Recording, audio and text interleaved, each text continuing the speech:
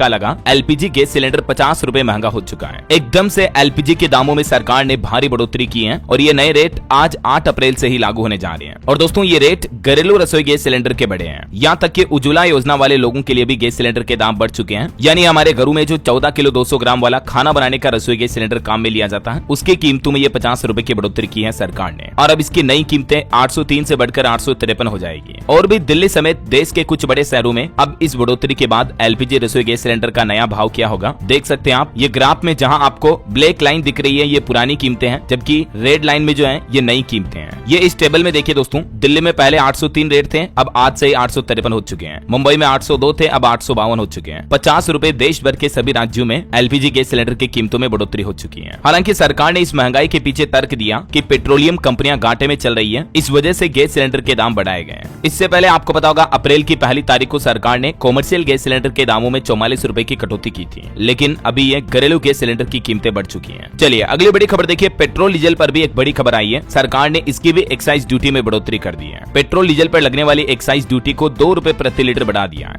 हालांकि यहाँ पर एक राहत की बात यह है, सरकार का कहना है कि इसका बोझ जनता पर नहीं पड़ेगा, बल्कि केंद्र सरकार के इस फैसले से जनता को ये जरूर राहत मिलेगी कि ये जो पेट्रोल डीजल पर एक्साइज ड्यूटी 2 रुपए बढ़ाई गई है ना, इसका बोझ तेल कंपनियां उठाएगी। मतलब इसका घाटा तेल कंपनियों को होगा, आम लोगों के लिए पेट्रोल डीजल महंगा नहीं होगा। हालांकि वैसे तो अभी क्रूड ऑयल 4 साल के सबसे निचले स्तर पर चल रहा है, मतलब कच्चे तेल के दाम, लेकिन बावजूद इसके केंद्र सरकार ने पेट्रोल डीजल पर एक्साइज ड्यूटी को 2 रुपए प्रति लीटर बढ़ा दिया है। वैसे तो आम लोगों के लिए भी ये रेट बढ़ने वाले थे। सरकार ने नोटिफिकेशन जारी करने के आधे घंटे बाद फिर ये साफ किया कि इससे पेट्रोल डीजल के दाम नहीं बढ़ेंगे, बल्कि ये खर्चा पेट्रोलियम कंपनियां उठाएगी। लगता है सरकार को फिर बाद में याद आया कि बिहार में चुनाव भी आने वाले हैं। अगर गैस सिलेंडर भी महंगा कर दिया और पेट्रोल डीजल भी महंगा कर दिया तो फिर चुनाव में भी रिजल्ट महंगे हो जाएंगे सरकार के लिए। शायद इसीलिए ये 2 रुपए की एक्साइज ड्यूटी बढ़ोतरी का भार सरकार ने पेट्रोलियम कंपनियों पर डाला है। हालांकि दोस्तों एक अच्छी मीडिया रिपोर्ट्स तो ये आ रही है कि आम लोगों को जल्द ही पेट्रोल डीजल पर 5 रुपए तक सस्ता की राहत मिल सकती है। और इसके पीछे बड़ी वजह यही है, अभी जो मैंने आपको बताया कि अभी कच्चे तेल यानी क्रूड ऑयल के दामों में बड़ी गिरावट देखने को मिली है।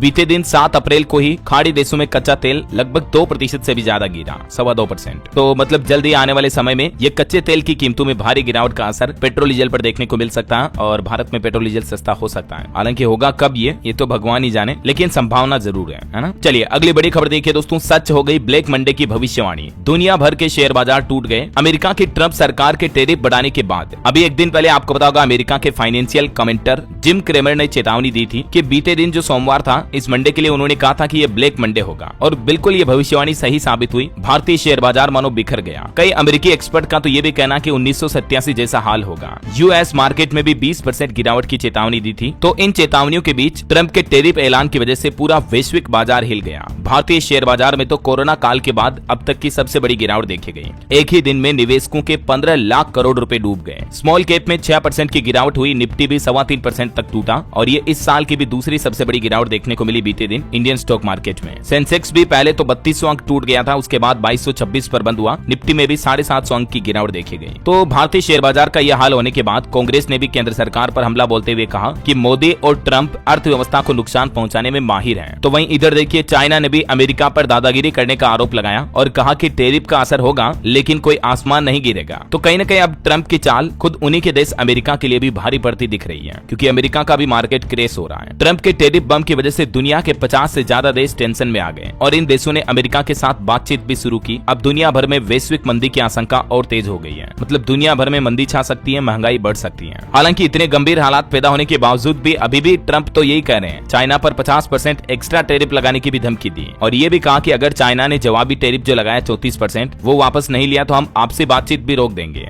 और दुनिया भर के मार्केट गिरावट पर भी अमेरिकी राष्ट्रपति डोनाल्ड ट्रंप बोले कि कभी कभी किसी चीज को ठीक करने के लिए दवा लेनी पड़ती है। मतलब देखिए ट्रंप बिल्कुल अंधे हो चुके हैं अमेरिका को लेकर। और दुनिया भर के स्टॉक मार्केट में गिरावट के साथ ही बीते एक ही दिन में सोने के दाम में भी बड़ी गिरावट देखने को मिली। शेयर मार्केट के साथ सोना चांदी भी धड़ाम हुआ। अभी सोने के लेटेस्ट रेट क्या चल रहे हैं मैं आपको आगे बताऊंगा। फिलहाल देखिए अगली बड़ी खबर, दुबई के क्राउन प्रिंस आज मंगलवार को भारत आएंगे। प्रधानमंत्री नरेंद्र मोदी और हमारे विदेश मंत्री एस जयशंकर से भी मुलाकात करेंगे। वहीं खबर है देश की वित्त मंत्री निर्मला सीतारमण भी आज 8 अप्रैल से 13 अप्रैल तक यूके और ऑस्ट्रेलिया का दौरा करेगी। इस दौरान भारत और इन देशों के बीच वित्तीय सहयोग और द्विपक्षीय संबंधों को बढ़ावा मिलेगा। चलिए वक्फ बिल को लेकर कुछ बड़ी खबरें देखिए आप। वक्फ बिल पर जम्मू कश्मीर विधानसभा में भी हंगामा हुआ। नेशनल कॉन्फ्रेंस ने स्थगन प्रस्ताव की मांग की, 15 मिनट के लिए कार्यवाही भी स्थगित हुई। तो वहीं इधर वक्फ कानून के खिलाफ जल्द सुनवाई को लेकर भी सुप्रीम कोर्ट से आग्रह किया गया। देश के जाने माने एडवोकेट कपिल सिब्बल भी सुप्रीम कोर्ट पहुंचे तो सुप्रीम कोर्ट के जजों ने उन्हें सिस्टम याद दिलाया। तो ऐसे में राष्ट्रपति की मंजूरी के बाद ये नया वक्फ कानून लागू हो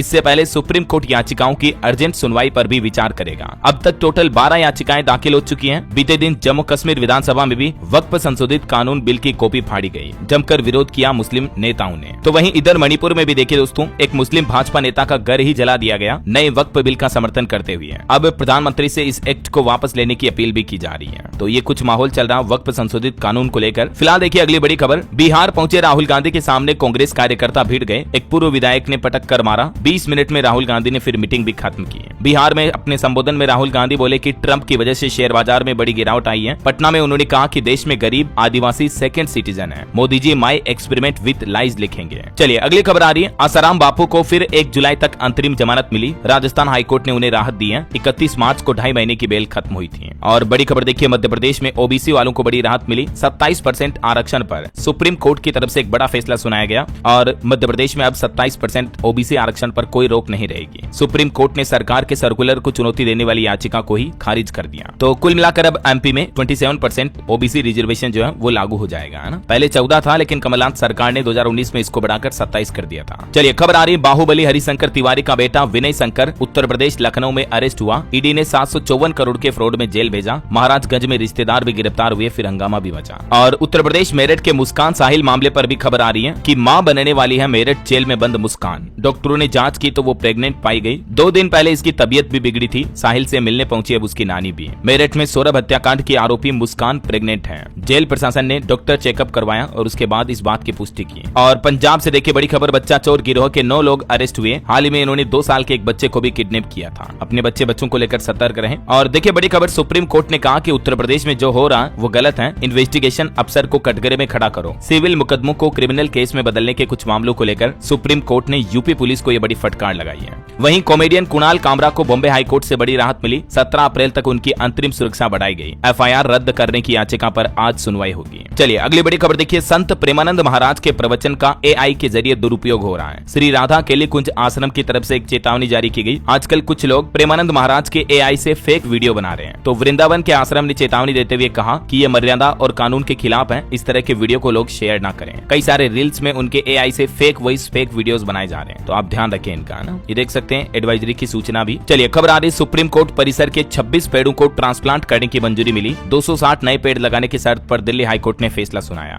और वहीं देखिए कल वर्ल्ड हेल्थ डे था। इस मौके पर देश के प्रधानमंत्री नरेंद्र मोदी ने एक नया संदेश दिया देशवासियों को, आरोग्यम परमम भाग्यम। इसका मतलब है सेहतमंद होना मतलब परम सौभाग्य की बात है। देश के प्रधानमंत्री नरेंद्र मोदी ने हेल्थ डे के मौके पर इस श्लोक के माध्यम से लोगों को स्वस्थ जीवन का संदेश दिया। पीएम बोले कि हम एक स्वस्थ दुनिया के निर्माण की अपनी प्रतिबद्धता को फिर से संकल्पित करें। प्रधानमंत्री ने कहा कि अच्छा स्वास्थ्य ही समृद्ध समाज की नींव रखता है। और देखिए हेल्थ डे के मौके पर भारत में एक चौंकाने वाली रिपोर्ट भी सामने आ रही है कि 2050 तक 44 करोड़ भारतीय मोटापे के शिकार हो सकते हैं। तो इन आंकड़ों पर भी पीएम मोदी ने चिंता जताई और स्वास्थ्य दिवस पर प्रधानमंत्री ने देशवासियों से मोटापे से लड़ने का आग्रह भी किया। फिटनेस को विकसित भारत की कुंजी बताया। तो आप भी अपनी ओबेसिटी मोटापे का ध्यान रखें, योगा एक्सरसाइज जरूर करते रहें, है ना। मैं आपको आए दिन हेल्थ को लेकर अपडेट बताता रहता हूँ। हालांकि दोस्तों इस विश्व स्वास्थ्य दिवस के मौके पर भारत के लिए एक अच्छी रिपोर्ट सामने आई है कि बीते कुछ सालों में भारत की मातृ एवं शिशु मृत्यु दर वैश्विक औसत से भी ज्यादा घटी है। द लेसेंट द्वारा प्रकाशित लेटेस्ट अध्ययन में ये रिपोर्ट जारी हुई और ये कुछ ग्राफ के आंकड़े भी आप देख सकते हैं। 2001 के बाद से 2019 तक साल दर साल किस तरह से मातृ मृत्यु दर में भी गिरावट देखने को मिली है ना। चलिए अगली बड़ी खबर देखिए, देश की राजधानी दिल्ली में अब मुफ्त में नहीं उठेगा कूड़ा कचरा, बल्कि इसके लिए आपको चार्ज देना पड़ेगा। एमसीडी की तरफ से एक बड़ा फैसला लिया गया है। इसी महीने अप्रैल से ही निगम की तरफ से ये व्यवस्था रिहायशी व्यावसायिक संपत्तियों पर भी लागू कर दी गई है।